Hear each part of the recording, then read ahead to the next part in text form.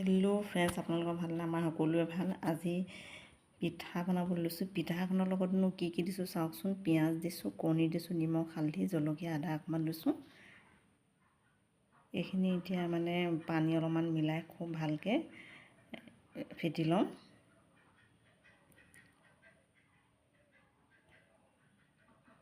এইটো মানে কেতিয়াবা আলহী আহিলে হঠাতে এনেকৈ বনাই খাব পাৰি। বেছি টাইম নালাগে যিহেতু পিঠাটো বনাবলৈ। আৰু এই কণীটো যে মিলাইছোঁ, কণীটো দিয়াত মানে পিঠাটো অতি খাবলৈ কোমল হয় আৰু সোৱাদ হয়, মানে টেষ্টফুল হয়। পিঠা বদলি আটাও দিব পাৰি।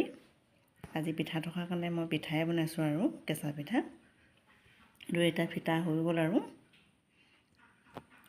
টাৱাখন পাতি দিছোঁ। টাৱাত মানে মিঠাতেল দিছোঁ, ৰিফাইনো দিব পাৰি, দুইটা তেলেই দিব পাৰি। মই মিঠাতেল দিয়ে বনাইছোঁ।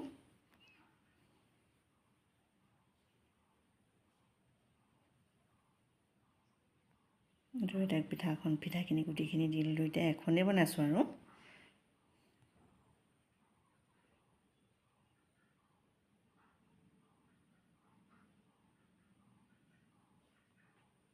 খুব সোনকালে সিজে, মানে সেইটো কাৰণে এই পিঠাটো বনাবলৈ ভাল হয়, টাইম নালাগে বেছি।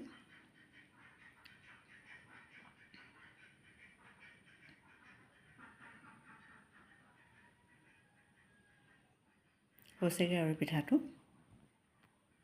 এতিয়া নমাই দিলোঁ। কেনেকুৱা হৈছেনো কমেণ্ট কৰিব। পিঠাটোৰ লগত এতিয়া টমেটো চচ অকণমান দি খাব পাৰি। চচ অকণমান লৈ লৈছোঁ, লগতে চাহ একাপো লৈছোঁ।